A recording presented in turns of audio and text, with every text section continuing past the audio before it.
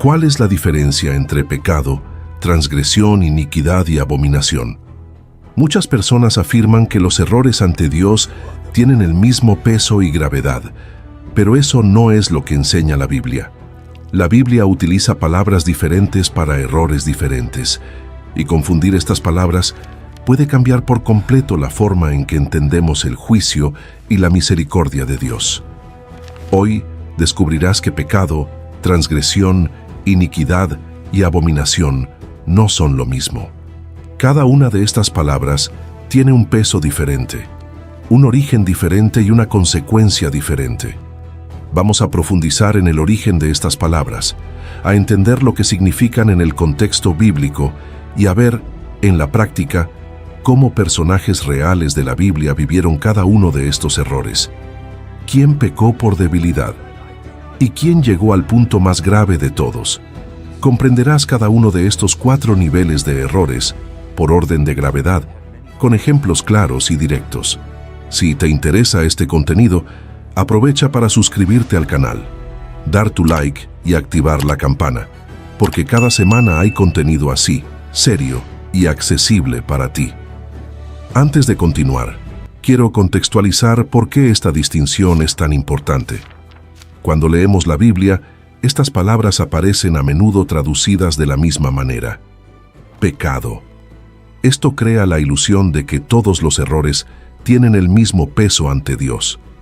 Pero no es así. El mismo Dios, al revelar su nombre a Moisés en el monte Sinaí, utilizó estos 3 términos juntos, pecado, transgresión e iniquidad, como si quisiera dejar claro que existen distintos niveles en el error humano. En Éxodo 34:7 dice que es el que perdona la iniquidad, la transgresión y el pecado. 3 palabras distintas, en secuencia intencionada. No se trata de un accidente literario, es una revelación bíblica. Comencemos por el más común, el más cercano a la experiencia humana cotidiana. El pecado. La palabra pecado en hebreo es chatá-hochet. El significado literal es errar el blanco. Es la imagen de un arquero que apunta, pero la flecha no da en el centro, no necesariamente por mala intención, sino a veces por limitación, distracción, debilidad o descuido.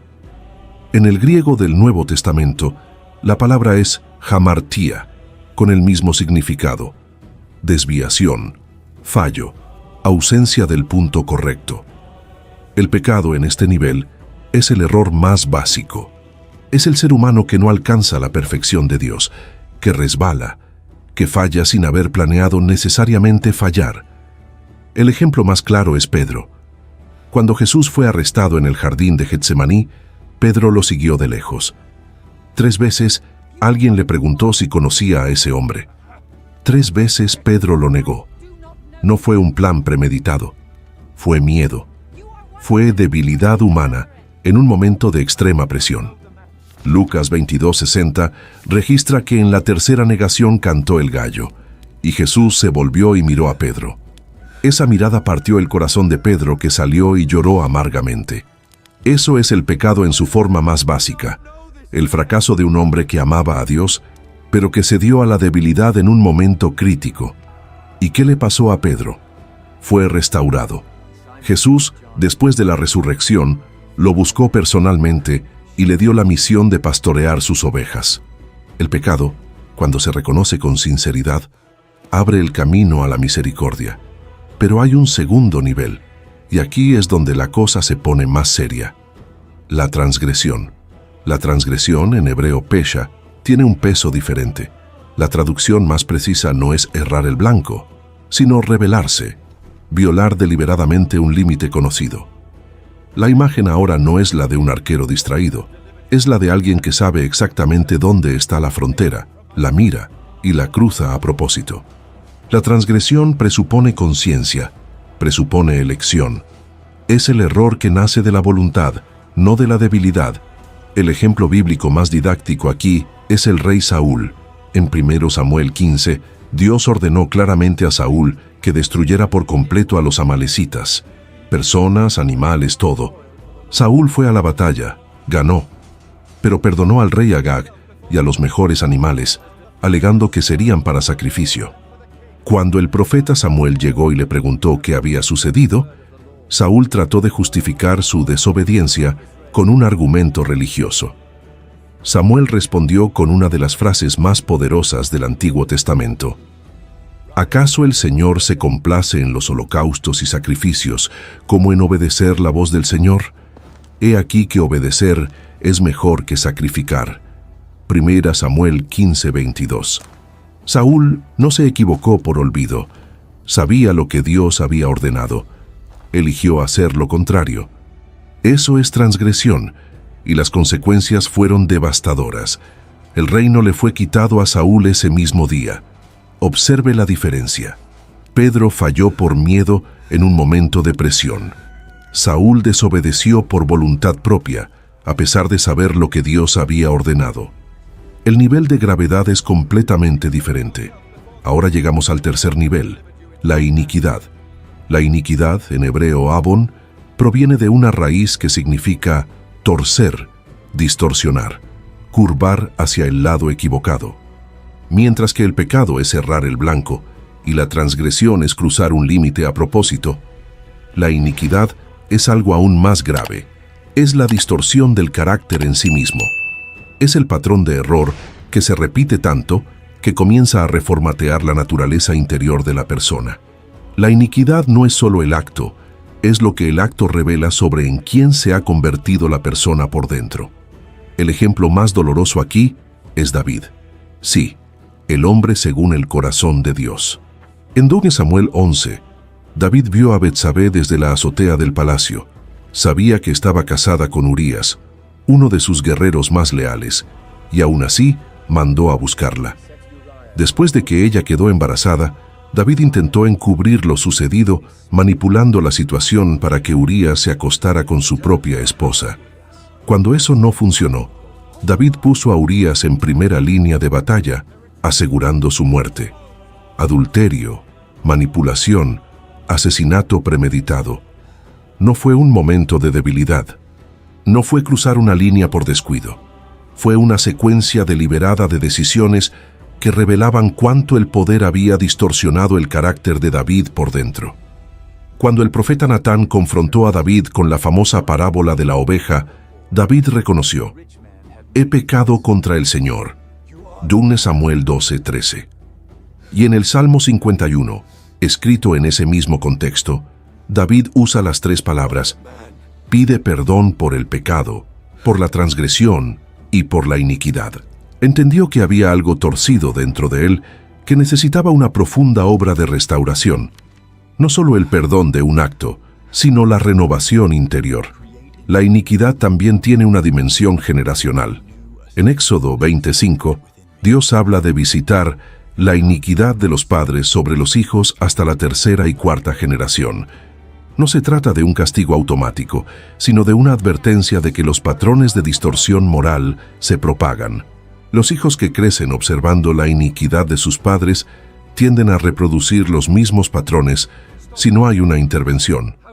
Por eso la iniquidad se trata con tanta seriedad en las Escrituras. Pero hay un cuarto nivel, y ese es el más grave de todos: la abominación. La abominación, en hebreo toeva, es una palabra que aparece más de 100 veces en el Antiguo Testamento. El significado es algo que provoca un profundo asco, una repulsión absoluta, algo que es radicalmente contrario a la naturaleza y al propósito de Dios. Si el pecado es errar, la transgresión es rebelarse y la iniquidad es distorsionar el carácter, la abominación es el punto en el que el ser humano transgrede no solo las leyes morales, sino el propio orden creado por Dios. Es la inversión de lo sagrado. Es el culto a lo que Dios condena, la práctica consciente y celebrada de lo que va en contra de la esencia del bien. Levítico, Deuteronomio y Proverbios están repletos de esta palabra. En Proverbios 6, 16, 19, Salomón enumera 7 cosas que son abominables para Dios: ojos altivos, lengua mentirosa, manos que derraman sangre inocente, corazón que trama planes malvados, pies que corren hacia el mal, testigo falso y el que siembra discordia entre hermanos. Observe que no se trata solo de un acto, sino de una actitud, un carácter. lo que la persona se ha convertido. El ejemplo más impactante de abominación en el contexto bíblico se encuentra en el relato de Manasés, rey de Judá, descrito en 2 Reyes 21. Manasés no solo pecó, sino que construyó altares a Baal dentro del propio templo de Dios en Jerusalén. Sacrificó a sus propios hijos en el fuego como ofrendas a otros dioses. Practicó la adivinación, la brujería, consultó a médiums, y lo hizo de manera sistemática, como política de Estado, arrastrando a todo un pueblo con él. El texto dice que hizo lo malo ante los ojos del Señor, según las abominaciones de las naciones. 2 Reyes 21:2. El nivel de gravedad aquí es diferente a todo lo que hemos visto antes. No es debilidad, no es rebeldía puntual, no es distorsión del carácter, es la inversión activa y deliberada de todo lo que es sagrado, con influencia sobre otros. Y aquí sucede algo sorprendente. Incluso Manasés, en 2 Crónicas 33, después de ser llevado cautivo a Babilonia, se humilló ante Dios y se arrepintió, y Dios lo restauró. Esto no minimiza la gravedad de la abominación, pero muestra que la misericordia de Dios es mayor que cualquier nivel de error humano, siempre que haya un arrepentimiento genuino. Entonces, vayamos a la síntesis, porque es importante que salgas de aquí con esto muy claro en tu mente. El pecado es el nivel más básico del error humano. Es la falla, el tropiezo, el desvío por debilidad o limitación. Pedro negando a Jesús 3 veces. La buena noticia es que este nivel tiene una solución directa: confesión, arrepentimiento, misericordia. 1 Juan 1:9 lo dice claramente. Si confesamos nuestros pecados, Él es fiel y justo para perdonarnos. La transgresión sube un escalón. Es la rebeldía consciente, cruzar una línea que sabes que no debes cruzar. Saúl desobedeciendo a Dios y justificándose con argumentos religiosos. Aquí el arrepentimiento debe ser más profundo, porque hay voluntad involucrada en la elección del error.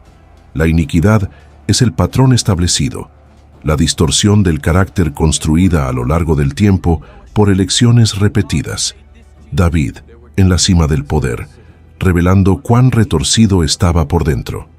Aquí no basta con pedir perdón por el acto, es necesario pedirle a Dios una obra de renovación interior. El Salmo 51:10 es la oración adecuada. Crea en mí, oh Dios, un corazón puro, y renueva dentro de mí un espíritu inquebrantable. Y la abominación es el nivel más grave. La inversión consciente, sistemática y a menudo celebrada de lo que es sagrado, con el potencial de arrastrar a otros. Manasés transformando el templo de Dios en un centro de idolatría. Incluso aquí, Dios recibe el arrepentimiento genuino, pero el nivel de daño causado es incomparablemente mayor. Entender estas diferencias cambia la forma en que lees la Biblia, cambia la forma en que oras, cambia la forma en que te examinas a ti mismo. No se trata de crear una escala de autoevaluación, sino de entender con honestidad dónde te encuentras y qué tipo de intervención de Dios necesitas pedir. Algunos necesitan perdón por un tropiezo, otros necesitan una profunda renovación de carácter, y todos necesitan la gracia. Si este contenido te ha sido útil, dale a me gusta y compártelo con alguien que necesite entender estas diferencias. Si aún no te has suscrito al canal, hazlo ahora, porque este es el tipo de contenido que seguirá llegando cada semana. Hasta el próximo video.